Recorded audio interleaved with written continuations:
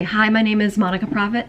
I'm the founder of Rise Housing, and I'm here to talk about my company, but I realize that there have been so many people that have been discussing art and creativity and cryptocurrency, and there are so many cool projects that have been going on that I wanted to kind of talk a little bit about my art background and how that informed how I even came up with the concept of Rise Housing. So we're going to start and end at Rise Housing, but I'm going to kind of take it back to when I was an artist, a full-time artist working in Seattle for about 15 plus years. And I worked as an arts administrator. I did a lot of art installations that were mostly kind of, I realized as I evolved from painting to installation, I was trying to do non-object related art. I kept trying to get people to engage with a thing as an experience, but then really the art existed somewhere in that ether between the person and the art itself. And I think that's the case for lots of art. But for me, I wasn't making an object that was to be revered. I was trying to make an intervention of some sort, like an installation that could then start a new conversation about the space it was in or the time it was in. So not to go too far into my artwork, but this idea of invisible resources remained as a big part of what drove me in my artwork and then in my work since then.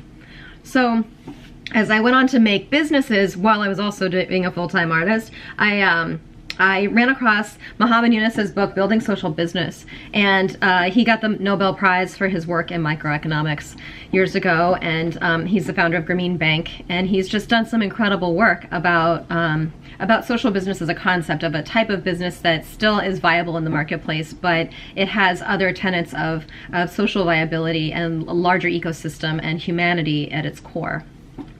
So here are a couple of quotes that I really liked from his book. One is, in one kind of business, the objective is to maximize profits for the owners with little or no consideration for others. The other kind of business, built on the selfless part of human nature, I've named social business. That's what our economic theory has been lacking. And then the other quote that I really like is, business is about problem solving, but it does not always have to be about maximizing profit. So you can also have social objectives. Ask yourself these questions. Who are you? What kind of world do you want?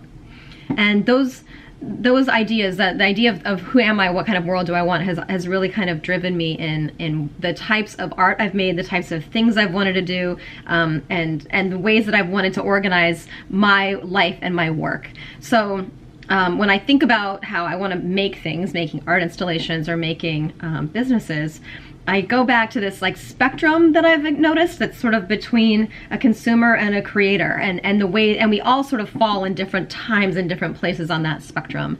And when I was talking to some dear friends of mine, I was asking them, like, well, catching up, like, what have you been up to? What do you like? And what's new to you? And they were telling me about their excitement over getting the latest Jeep model. How it was just, you're never going to believe what it looks like. It's just so cool. We got on this list to get a special edition or some kind of car. And I don't know anything about cars really. But, and then they asked me, like, what's new to you? And I'm like, oh my gosh, I'm trying to make this thing and like smash this idea into that idea, and it's going to be so great. And I realized that when they looked out at the world of objects and experiences, they were satisfied. There were things that already existed that they were like, I want that. That's going to make me happy. And sometimes I feel that way. And sometimes I think artists and entrepreneurs and creatives feel a little more often on the creative side of that, where they go, I'm not pleased. I'm not satisfied with what I already see in existence. I need to go make something I've never seen. And that process of making that is going to make me happy. And then you can see me talk excitedly about something. But this latest car isn't doing it for me. So that spectrum is something that I've just been aware of when I think about, what am I trying to make and why, and where does the meaning in that come from. So I went on to make an arts-related business, an arts-related social business called Starry Night Retreat, and then grew into Starry Night Programs, and it was in existence for, oh gosh, almost 10 years. And it was a social impact company. So I really wanted to lead with this idea that, not just food and shelter and clothing, and environmental degradation, those things are really important, and they're social issues. But I wanted to place arts and culture as a part of that concept too. Like that the need for a healthy culture is just as important as the need for access to clean water. We need access to new thoughts and new expressions, and to see ourselves and to grow. So I created Starry Night Retreat. It was a social impact company, and that was our art building where we would make everybody made art. It was really wonderful. And I always kind of kept that at the front. We are also a social business. So fast forward to Rise Housing, I kind of decided I wanted to make a bigger impact than just in the creative class. I love supporting artists and I think it's very important, but I realized that in the course of my life I wanted to affect people that were maybe on that spectrum of consumer to creator, and not necessarily just the creators, but people of all walks of life, and people that were maybe dealing with not having access to things. And so access issues beyond the creative class really drove me to want to talk about one of the main things, one of the main drivers that we all discuss around, what is most important to human beings: food, clothing, shelter, medical access. So shelter became mine. And also using the same tenets of what makes a social impact company at the core of it. So as a social impact company, I wanted to complete the ecosystem. I wanted to not leave any pieces of it out. A social impact company is one that doesn't use externalities to make a profit. You don't degrade the world's resources and the world's environment just to make money. That's not a social impact approach. In a housing company, I know this problem from both sides. As a tenant and as an investor, I know that stability, it brings great returns to everybody. As a tenant, you really need to have a stability of knowing what you have to pay because you're dealing with a budget. And as an investor, you really want to know what you're going to make because you're also dealing with a budget. So my background's in commercial real estate. I've also, while I was being a working artist, while I was working as an artist, I also needed to do something to make money. So it was always in real estate. I got my real estate agent license. I invested in commercial and residential real estate. I invested in multiple properties and started different companies of whatever sort, always just wanting to stay sort of outside of the 9-to-5 world. And I also brought over $1 million in revenue to one of the poorest regions of the US. And when you think about what your impact can be, $1 million isn't a lot, but to a region that's extraordinarily poor, even in a first world country, it is a lot. So I was trying to consider those disparities issues was at the core of my work. So I'm passionate about real estate. But when you look at this, there is totally a backstory to this as to, how I got involved in real estate and why. And so the real reason that was behind all of the artwork and everything else was I was homeless when I was 16. Very briefly, I had a brush with homelessness and and I found myself alone in a bus station and I had like $2.30 in my pocket. And there's nothing like that, very hard reality to teach you a serious lesson. And it's also definitely made me always look at architecture differently and at access to homes differently, and what exactly how does that work, and for what price, what are people trading to get their access to that home?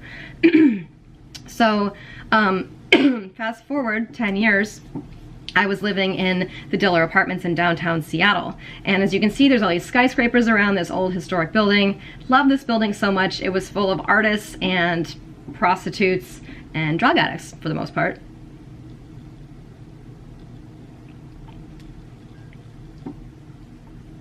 And we loved this building. I mean, the artists really kind of solidified and rounded things out. We would fix most of the things ourselves. We didn't call our landlords to get very much, for anything. We were happy to live there. We had a great community. It was very bohemian. And we always lived with this whisper that, they're going to tear down the building. We're going to lose it. Who is on a month-to-month lease? Who's got a longer lease? Do we know how long of a lease? That probably is how long we're going to have this building still here. And so, with the idea that the Dillers were always going, the Diller family that owns the Diller Apartments, they were always going to sell the building. I thought, why can't we own this building? We love it more than they do. It's their historic building, but why can't we have this building? And so, as I stayed in my apartment making my paintings and working on my artwork, there's one thing that you get from art school and from other artists when you ask for a crit. When you say, I'm stumped on this painting, what do I do? One of the first things someone will tell you is turn it upside down. Look at it again from another angle.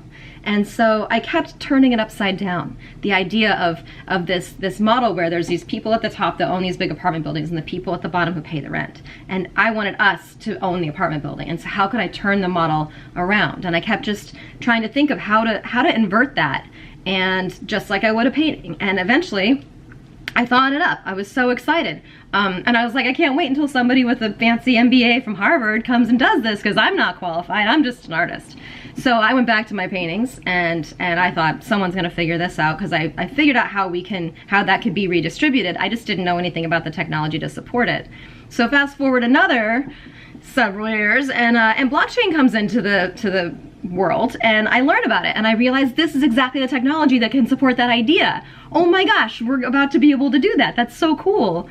And then I looked for who was doing it, and there are some companies that are doing it, but none of them are doing it as a social impact company. No one is saying, you know, this is a tenant's equity access issue. No one's looking at it from our perspective, which was as the people who lived in that building, who loved that building, who didn't want to have to move.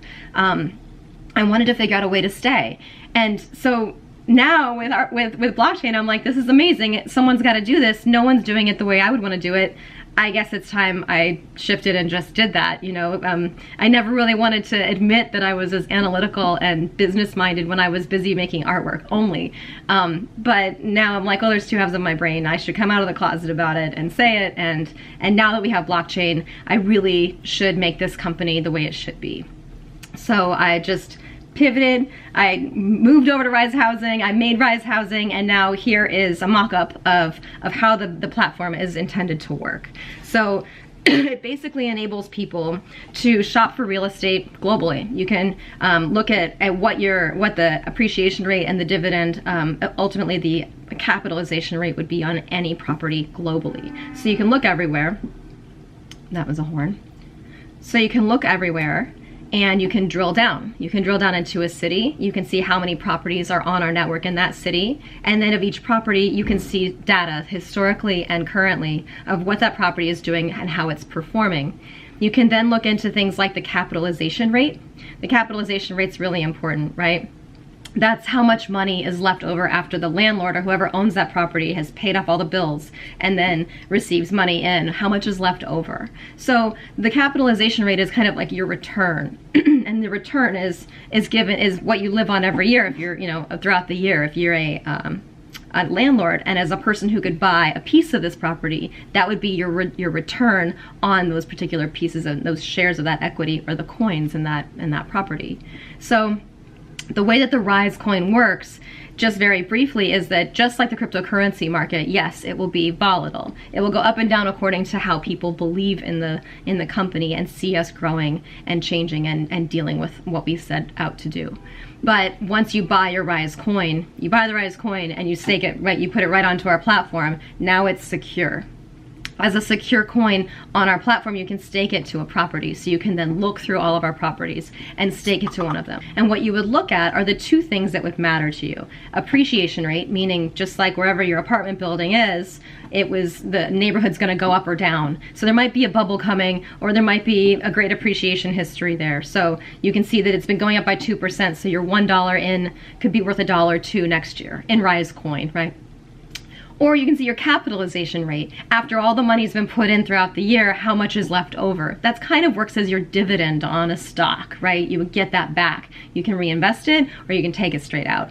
But you would end up with a capitalization rate. So those two things stabilize things. $1 put into this property with a 2% appreciation rate and a 5% cap rate would end up being 5 cents redistributed to you, right? 5% back on $1, and $1 becoming $1.02. And that can go on and on and on and compound. Those kind of returns are usually only available to people that own the whole building. Now they're available to people that own a tiny little piece of it. So the reason why I believe this needs to happen is that tenants need equity. So there are two barriers that tenants have to getting equity. One, they need money, so they need to have a down payment, or they need it, so that means they have to have like their parents or a bunch of savings or something, this 20% down thing, or they also need to still have mobility, because the 30-year fixed mortgage was made for the company man, right? The company man in the 1960s or 50s was like, he got out of school, he got a job, he got a wife, he got a family, he got a house, and he got a mortgage on that house, and that house had a mortgage for 30 years, and when it came time to retire, he didn't have to pay that mortgage anymore. Well, that's no longer anybody's reality, but there's a great reason why that product has not gone away in the marketplace. First of all, 30 years amortized is a very stable way of knowing how much you're going to pay for your housing for a very long time out, and people need that. But most people aren't seeing a mortgage through to 30 years. They're getting out after 10 years. Well, the banks love that because they front load all of the interest. So of course they're not going to change that product. The longer it is, the better. The more interest they get in that first little bit. And then when it comes time to sell it, you didn't get a 2% appreciation rate. You had to pay off all this front-loaded interest first. So they get to capitalize on all of it, and they keep the whole title. So if you miss a payment, they get it all back. It's a great deal for them. There's no reason they would take that product off the market. But we can do better than that. So now you can go shopping online for real estate anywhere you want, and you can live in it or you cannot.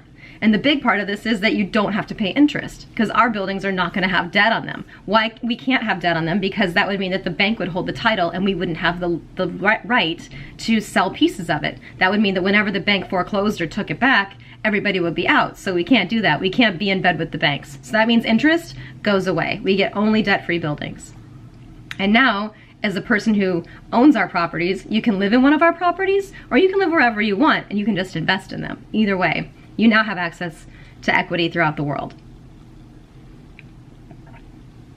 But the other part of this is that owners need liquidity, right? You build a house, or you have an apartment building, you want to get out of it.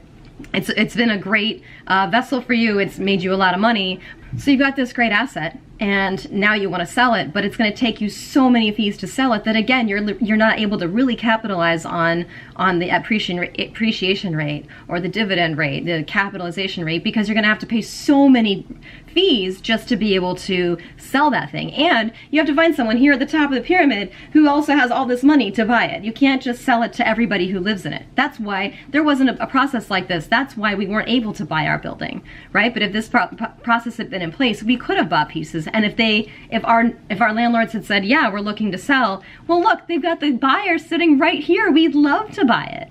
So that's what we're trying to solve for the people on the ownership side. So on the Rise platform, if you own a property and you want to bring it on, you can go through a qualification check. Then you go through an appraisal and insurance, property management, make sure all of that's in place. And then if you're approved, we go through a custodial agreement. So we take your title and put it into a custodial agreement that we hold it. By holding it, now we are entitled to put it through a tokenization process, and through those tokens, be able to sell it to anyone who owns tokens who want to stake it on your property. That gives you the ability to then liquidate. So you have liquidity for you. And then there's Rise token holders for anybody in the world. So the owner signs a custodial agreement with Rise. They transfer the title to us as a custodian. We then get to issue Rise tokens for their property and then sell those tokens on our platform. As people buy them and stake them to that property, then you're able to purchase and sell real estate anywhere in the world. And as your liquidity is freed up from one location, you can go to another location, or you can just trade right back out to Ethereum and get out of the crypto market completely. The value of the property is determined at appraisal. That's a third-party transaction. We don't decide how much it's worth. We're not here to make a bubble. We deal with the big appraisers that are out there, and we make sure they handle it. That appraisal determines how many Rise tokens are issued upon bringing the property to the Rise platform.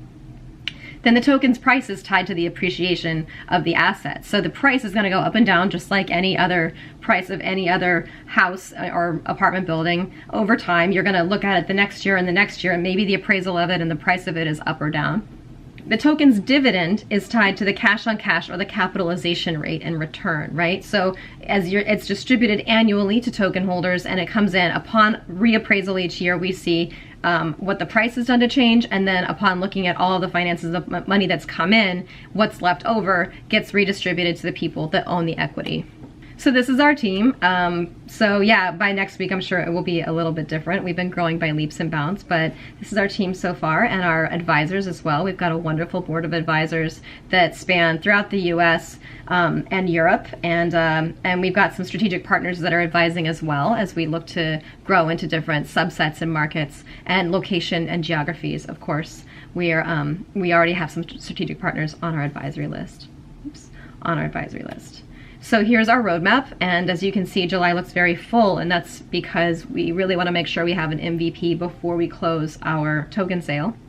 Our token sale is happening soon, and we'll go for a couple of months. Then our ICO goes for a couple of months. We close it out. We have the MVP, and we're off to the races. So that's the plan.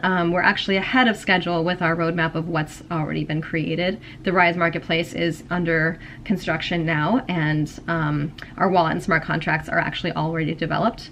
So we're ahead of schedule, and we're really excited about that. What we're looking for is Rise investors, a 60% bonus up until we go into pre-ICO, which maybe by the time you see this slide will be cut out. Or maybe by the time you see this isn't going to be relevant anymore. But we are also looking for real estate brokers, looking for real estate property managers, absolutely, and strategic partnerships of all types. This is where you can find us, and this is where you can find me directly. Please feel free to reach out. We're on Facebook. At Rise Housing is our handle on Twitter, Telegram, Discord, Slack, all the usual suspects. So please come find us and get in touch, especially if you think there's something that we could do to work together. Thank you so much, and I hope this has helped you understand more about Rise Housing. Thanks.